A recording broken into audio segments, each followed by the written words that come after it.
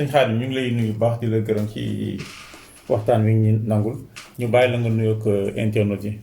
waaw ñu ngi nuyu di nuyu mbokk yi nga xam ne ñu ngi seetaan ci seen site bi di wax ne donc maa ngi fii sama bureau. ci service départemental du commerce de Pikine. Où je suis le chef de service. En même temps di responsable politique à Touba Darou Manane APR. yaa ngi parti APR. tey Touba nga jógee jot nga suivre li nga xamante ni mooy di discours président Macky Sall. moom ay points yu bari yi mu ci wax. ban jàngat nga ci am. jërëjëf je pense que déglu nañ comme Sénégalais yëpp suivre nañ discours du président de la République. muy discours boo xam ne jàpp nañ ne c'est venu à son heure. ndax yàlla dafa dogal bi ñu duggee ci jàngoro ji rek la jël ay mesures de restriction pour barrer la route au Covid-19. donc bu ñu demee ba après 2 mois mu dellusiwaat di jël ay mesures yoo xam ne su ngeen ko seetee c'est venu à son heure. ndax ay mesures d'allègement yoo xam ne mënutoon a ñàkk. ndax xeex boo koy def doo jël rek un aspect da ngay jël tous les aspects te soo ko xoolee dafa am des aspects sanitaires. C'est évident, mais également dafa am des soubassements sociaux et économiques. yooyu yëpp war a doon benn say. ndax toll nañ ci réew mi foo xam ne askan wi sonn nañu li may faral di wax nag am na ci yenn milieu yoo xam ne boo ci nekkee doo xam di xew mooy boo demee di jàmm di saafonte nit ñi ci fañ dëkk nga xam ne lu ñu sonn nañ demoon nañ ba lu ñu lekk ñenn ñi mënuñ ko am. dem nañ tamit ba ñi nga xam ne ñu ci bëri boo feebaree doo am doo jëndee sa ordonnance. donc kon ñu ngi doon dem tout droit vers un péril humanitaire et social. je pense que loolu tax na tey président jël mesure yi mu jël. ndaxte il est très facile nga gérer benn péril mais soo ko bëggee boole yeneen péril muy péril sanitaire péril sur le plan social. dana metti te soo ko xoolee mesures yi li tax mu am solo. mooy di ne ñun ñi nga xam ne nous sommes des acteurs di dem ci terrain de sensibilisation. on est arrivé à un moment où nit ñi déglootuñu soo demee dañ naan la yéenatal le respect des mesures de prévention mais ñun taluñu ko ndax li ñuy tal moom lekk ak naan. ak lu ñu dundalee suñu njaboot. kon ils étaient moralement déterminés. nit ki nag booy def dara bëgg mu wuy si la. donc koy maanaam dafay am xel mu dal donc looloo tax président wooye fa mbiri les activités économiques ñu mën cee dellu restrictions yi ci nekkoon ñu dindi ko ba nga xam ne dañ mën a am lu ñu dundalee seen njaboot mën a am biir yi fees ñu mën a faj seeni soxla gën a mën a jàmmarloo nag su boobaa ak virus bi mën ko xeex ànd ko gouvernement bi ak tous les acteurs yi ci nekk.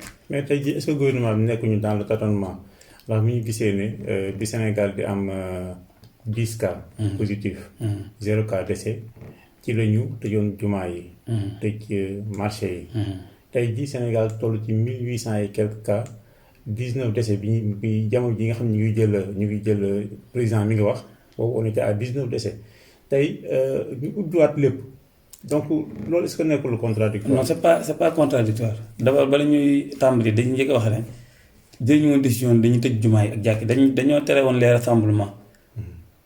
rassemblements yi lañ jëloon un arrêté le ministre de l'Intérieur ne manifestation ak rassemblement yi la ñuy tere ci kaw loolu yàgg le gouverneur de Dakar moo jëloon benn une décision allant dans ce sens mais donc soo waxee rassemblement wax manifestation da ngay xam ne kon jumaa yi ak jàkk yi ñu ngi ci biir loolu la woon mais on n'avait pas pris une décision ferme donc pour fermer les lieux de culte kooku c'est une précision de taille. boo xoolee texte bi mujjee génn dañoo wax ne désormais rassemblement yi ak manifestation yi génn nañ ci les lieux de culte maanaam ils font partie maintenant de l'exception. mais foofu lañ ca jàngee rek mooy contradiction mënut a am ndax bi ñuy tàmbali dugg ci feebar bi rek lañ jël des mesures yoo xam ne c'était dont le but était d'endiguer la maladie ndax feebar bi muy ñëw dafa yëngal puissance yëpp yëngal dëkk ñëpp kon ci instant boobu foog nga jël des mesures yoo xam ne ay mesures tàng lay doon pour mu permettre la bala mu yàgg nga mën koo nga mën a faagagal jàngoro ji terewut ñu gis ne mi ngi continuer di dem kon soo demee ba fenn ndax nit ñaa ngi wax dañ ko waroon a xool mais soo demee 2 mois après yow nga dajale borom xam-xam yëpp. comme ni nga wax donc mu doon benn comité pluridisciplinaire. comme ni nga wax léegi jàngoro ji du benn c'est pas seulement un aspect. dafa am aspect économique am aspect socio. soo ko jàngatee yow nga gis ne lii su ma ci continuer ci mesure de restriction yi. ci état d'urgence ni mu demee ak toutes les autres règles yi ñu jël. dana dem ba doon saafara ju jur jàngoro sur le plan social sur le plan de l'économie de façon générale. ma jox exemple ci marché au niveau des marchés hebdomadaires. l'économie locale marché hebdomadaire yi ñoo ko yore. l'épargne c'est détenu par les ménages yi loolu ni mu demee mooy mi ngi ci jur gi mi ngi ci seen dund li ñuy dundee. par exemple nga yor sa xar sa bëy wala leneen. soo demee ca marché au niveau du marché fañ koy jaayee. nga mën a wecc ko am loo dundee sa njaboot. te gis nañu bi ñu ko tëjee ñu bëri sonn nañu. kon foofu mun ma fa tuddee contradiction dans la mesure où tamit ma continuer sama kii mooy. La tendance mondiale c'est vers le déconfinement quelle que soit la courbe d'ascendance de la maladie dans tous les pays du monde amul fenn foo xam ne jël nañu les mesures de restriction de plus de 2 mois. Si vous voyez je pense que les choses sont très claires à tous les niveaux et dans tous les pays. La tendance c'est d'aller vers le déconfinement et donc vers l'adaptation. Pour permettre aux populations de pouvoir vivre avec le virus mais tout en respectant toutes les mesures de prévention. foofu laa bëgg a ñëw. ndax soo xoolee li ñuy wax ne au Sénégal la maladie n'est pas maîtrisée. man jàpp ma loolu. ndax suñ ko xoolee fi mu toll nii bi ñu weesoo ci cas importés yi on a deux types de cas ñoo fi am. les cas contacts et les cas communautaires certes mën nañu wax ne jàngoro yi mi ngi ci biir communauté bi. mais ba fii may wax ak yow quand le pourcentage des cas contacts est beaucoup plus important que celui des cas communautaires. Ce qui veut dire que jusqu'à présent on peut dire que la maladie ou bien la pandémie est sous contrôle ci autorité sanitaire yi bu ñu dégloo. d'accord te Ousmane Sonko def na benn conférence de presse démb mais ni mu jàngale discours président Macky Sall bi mooy dafa topp ki nga xam ni moo di Macron bu ne iyo mu ne iyo bu ne gongo mu ne gongo bi ne confinement mu tëb na confinement bi ne on va vivre avec le virus mu ne on va vivre avec le virus est-ce que loolu vous confirmez cela? non loolu dara taxawu ci xam nga li ma ci njëkk a wax ci fànn googu rek mooy booy wax ak Sénégalais yi da ngeen wax lii dëgg. Ousmane Sonko waxul dëgg. non ci li ma mën a wax. d'abord am na lu mu njëkk a wax loo xam ne c'est une contre-vérité juridique nee na l'Assemblée nationale warutoon na voter la loi d'habilitation. ndax loi d'habilitation ñu ngi ko war a voter uniquement en cas de guerre c'est juridiquement faux. La loi d'habilitation n'est rien d'autre qu'une autorisation bu Assemblée nationale di jox exécutif pour mën a légiférer en ordonnance.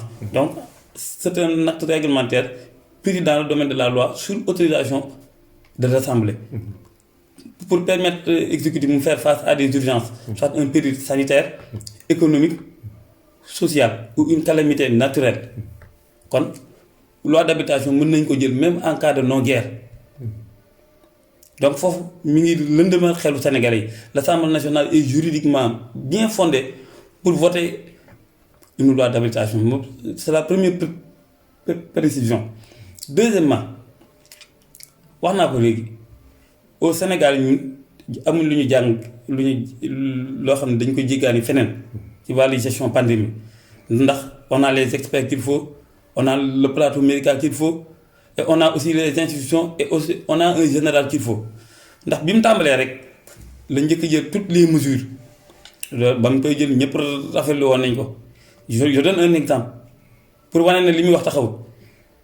La France a procédé au rapatriement de tous ses ressortissants mais Sénégal defu ko nos ressortissants yi nga xam ne ñoo nekkoon waan lépp foofu moo nekkoon épicentre de la maladie le Sénégal n'a pas procédé à leur rapatriement muy un exemple. D'autres exemples mooy mesure du président di jël c'est pas dans le contexte français c'est dans le contexte sénégalais lii ma la expliquer nii sur le plan social la situation n'est pas la même au niveau de la France sur le plan économique la situation n'est pas la même au niveau de la France. Donc nous avons nos réalités sociales, nous avons nos réalités culturelles et religieuses, et nous avons également nos réalités économiques. Et les décisions qui sont prises dans le cadre de la gestion de cette pandémie répondent à ces réalités-là. loolu dama bëgg ñu xam maintenant li ci nekk mooy bu fekkee da nga bëgg buzz wala nga ñëw bëgg taxaw place président de la République wala nga bëgg ne yow vous parlez au nom des Sénégalais parce que dégg naa ko mu ne le président de la République a abandonné les Sénégalais au moment où et pourtant ces Sénégalais lui ont tout donné. C'est faux. Faites un tour au niveau de la population. Vous vous rendez compte que 99 voire 100% de la population est d'accord avec le président. Parce que ñoom ñoo doon dund. gars yi bëri loolu la ci xalaat ah c'est-à-dire que Macky dafa dem ba au dernier moment mu ne golo boote xam. non c'est pas ça xam nga pourquoi nekkul noonu mooy. comme ni ma la wax faites un tour au niveau de la population. un micro-trottoir da nga gis ni genn wàll jëpp sinon je peux même dire ñoom ñëpp ànd nañ ci ndax ñoom ñoo doon yëg yow nga bëgg a liggéey amoo loo liggéey nga bëgg a dundal sa njaboot amoo loo leen jox. je pense que bu la ñu toogee fee naan yow kii mu jël décision boo xam ne dafa baax ci yow opposant wala benn politicien dikk ba ko weddi yow doo ko gëm muy benn pourquoi y a pas d'abandon. Il y a une combinaison dans toutes les mesures que le président a prises. Il y a un soubassement de respect des mesures de protection. donc li ñu dese si temps bëriwul trop. tey ñu dugg situation bi à Touba. dafa mel ni Touba ñoom yëguñu ne. couvre-feu am na dafa mel ni Touba yëguñu ne coronavirus bi am na lu tax loolu. non Touba sax yëg nañ ne coronavirus bi am na wax dëgg yàlla ndax nit ñaa ngi fay feebar ñu ngi leen di yóbbu ci kër docteur yi te nit ñi aussi ngeen baal ma ndax loolu moom neexut a wax waaye aussi nit ñaa ngi fay faatoo te ña fay faatoo aussi ci wàllu ñenn ñi ci corona lañ faatoo kon Touba am na seulement problème bi mooy. ba fii ñuy wax ak yéen dafay am benn catégorie population yoo xam ne gëmuñu tawat ji am na loolu am na te loolu li ko waral rek mooy dafay am des cas yoo xam ne dañu leen yóbbu hôpital te que docteur di ko tuddee des cas asymptomatiques ñi nga xam ne dañuy tawat te duñu yëg dara. ñooñu ñuy gën di def ay son wala ay vidéo yoo xam ne dañuy yàqali waa Touba. foofu nag li ñu ci tontu rek lenn la. kenn ku ne sañ na ne dara métti gu ma. waaye dara jotu ma moom. kër docteur rek ko sañ a wax bi set nit dem kër docteur doon jàmbat leneen ñu génneel ko beneen tawat boo xam ne gannaaw ba mu defee bilan la. kon loolu waa kër docteur yi ñoom ñoo ko mën a wax. muy benn obstacle am na. ñaareelu obstacle bi tamit mooy ñenn ñi nga xam ne jàpp nañ ne dafa am lu ci làqu. te fekk dara làquwu ji. ndax mbir mu leer la. beneen gàllankoor bi nga xam ne mën nañ koo constater mooy dañoo nanguwut ñu ci bëri ci ñoom. respecter mesures yi nga xam ne moom lañ teg surtout fi ñu toll nii mooy le port de masque te pourtant sëñ Mountakha moom li ñu ci wax leer na parce que depuis le début de la maladie il a montré la voie. il a posé des actes. tamit def na loo xam ne ñëpp teg nañ ci seen bët. mais néanmoins la population refuse de suivre. foofu daal li ñu ci lancé un message mooy bu ñu comparé actuellement ak Mbacké. Diourbel ak Bambey. fa nga xam ne surtout Mbacké nga xam ne tawat bi mi ngi fi woon. mais bi ñu tàmbalee respecter le port des masques gis nañu depuis une semaine tawat ji jóge na fi. kon amul beneen solution mooy il faut respecter les mesures barrières pour tawat ji mën a jóge Touba le plus rapidement possible surtout avec la prolifération des cas communautaires dont leur gestion pose énormément de difficultés ndax damay faral di wax benn cas communautaire peut engendrer plus de 20 ou 30 cas yoo xam ne nii c'est des cas contacts. kon loolu mooy il est plus facile de gérer un cas contact qu'un cas issu de la transmission communautaire loolu ñun ñoo ci war a jàppale kër docteur. kon loolu je lance un appel à la population de Touba pour leur dire que amul beneen solution bu fi nekk du le respect des mesures barrières comme l'a fait Mbacké suñ ko defee danañ am ndam te jàppale sëñ bi soññe na ndax li nga xam ne wax naa ko dama koy faral di wax xaayaan ku dégg séeréer sëñ bi bëgg dem def na benn déclaration nee na bëgg na ñëpp ñu ñëw ci jàkk yi ak jumaa yi nañu respecter mesures yi. la ci njëkk mooy le port de masque ak lavage des mains loolu mooy ci gàttal bépp taalibe bu fa nekk booy génn sa kër di dem ci mbooloo na nga sol masque. ndax jumaa ji ay mbooloom moo tax mu ne soo fay ñëw na nga sol masque kon sooy génn di dem ci marché wala ngay dem ci feneen na nga sol sa masque pour protéger sa bopp mais protéger sa askan. ndax sëñ bi Touba ak Sénégal ñoo yem ci benn fànn. kër gu dugg ñaare rek da nga am koo xam ne ma nga fa am tension ma nga am diabète wala nangam yow bu dee da nga nekk jeune ba yow mën ngaa dékku tawat ji nan la mais war ngaa xam ne war ngaa mën a protéger ka nga nekkal ndax tey ji boo feebaree nanguwoo dem hôpital wala nanguwoo ñu dépisté la nga dem toog sa kër wala ñu mettre la en quarantaine yi yow nga jóge fa dem sa yoon dem sa kër da nga wàll sa yaay wala nga wàll sa maam wala nga wàll sa doom joo xam dafa tawat xanaa soo ko gëmul sax ñoom war ngeen mën a protéger. suñu xaar yi fi ñu koy jeexalee président Macky Sall dafa woote woon force Covid 19 ay milliards dugg ci. ndimbali biir Touba fan la ci toll ndax ñi ko war a jot nañ ci. bi soppal mooy les familles affectées. yan dispositif ngeen jël yéen ñi nga xam ne leader politique yi nekk foofu noonu pour xëy na aar leen. waaw dans un premier temps avant sax ñu ñëw ci ndimbali président am comme ci question bi ma laaj ci les familles infectées. ndax on est toujours sur le terrain. di leen jàppale di leen secourir ci yenn besoins yoo xam ne nii ñoom danañ ko soxla. ndax nit kat su fekkee ne daf feebar ne këram xëy na am na ci loo xam ne nii dañ ko cee war a wuutu. gannaaw liggéey bu am solo bi nga xam ne xalifa général des mourides mi ngi ko ciy def. ndax moom il est au premier plan.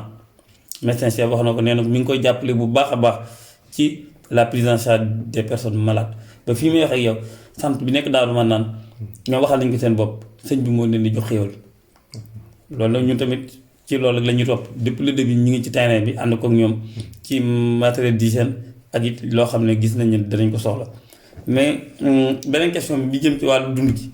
Touba ñu ngi ci def ay réunion actuellement nii ndax li ñuy wax les bourses familiales. réussite bi da ci am ay yenn petits problèmes yoo xam ne foog ñu lijjanti ko au préalable d'un commun accord pour mën a jàll ci distribution bi. Mais actuellement tous les quartiers ñi ngi tàmbalee jot seen quota donc le moment venu incha allah parce que def nañ les inscriptions qu'il faut du moins les recensements au niveau des quartiers ba balaa yàgg dinañ tàmbali séddale bi sur tous les produits yi nga xam ne qui sont concernés donc par le programme. D'accord sëñ Khadim ñu ngi lay jaajëfal bu baax. lan ngay tàggatoo loo bëgg wax te laaj ma la ko. waaw li ñuy tàggatoo rek mooy di dalal xelu Sénégalais yi ci ne tawat ji yàlla suñu borom moo ko fi dugal waaye tamit état du Sénégal depuis le début ba nëgë ni li ko war mu ngi ci ndax boole na la gestion sanitaire de la pandémie ci mettre en place structure ak benn dispositif boo xam ne ndax dans beaucoup de pays tey cas yi nga xam ne yëguñ dara seen yaram ak ñeneen dañ leen bàyyi seen kër mais bëgg maîtriser feebar bi moo tax dès le début koo xam ne gis nañu personne contact nga wala comme cas yi nga xam ne yëguñ dara ñu jël leen am fu ñu leen yóbbu c'était pour circonscrire la maladie. donc ñu am des professionnels yoo xam ne personnel de santé bi nga xam ne macha allah ñu ngi liggéey bu am solo mais malgré ça mu ne donc naa ci dolliwaat un programme de résilience économique et sociale muy force Covid 19 boo xam ne ñu ngi ko tàmbalee déroulé mi ngi door a door ñu dem ba ci biir tamit mu jëlaat des mesures d'allègement kon ñu xam ne wax dëgg yàlla yaakaar war naa dëgër xolit war naa sedd ñu xam ne fa nit bu la joxee añ jox la reer jox la ndékki jox la añ bu la diggee reer war nga ko nangu li des nag mooy la bal aussi ñu nit am nañ ci responsabilité mooy kenn waruñoo gën a bëgg suñu bopp moo di ne c'est une bataille communautaire kenn ku ne dafa am rôle boo war a jouer l'État est en train de jouer son rôle les médecins mooy le corps médical est en train de jouer son rôle la population c'est vrai elle est en train de jouer son rôle mais dañoo bëgg mu gën ko yokk mooy qu'elle s'approprie toutes les mesures de prévention malgré les mesures d'assouplissement balaa yàgg tawat ji mën fay jógee ndax si on s'approprie les règles de prévention individuelles mais également collectives balaa yàgg tawat ji dana fi jógee bu soobee suñu borom ñu xam ne après Covid dafa am dafa ñu jëm yi rafet naa jot mooy dàq fi nga xam ne fii lañ nekk ci kaw tamit chacun joue sa partition. D'accord.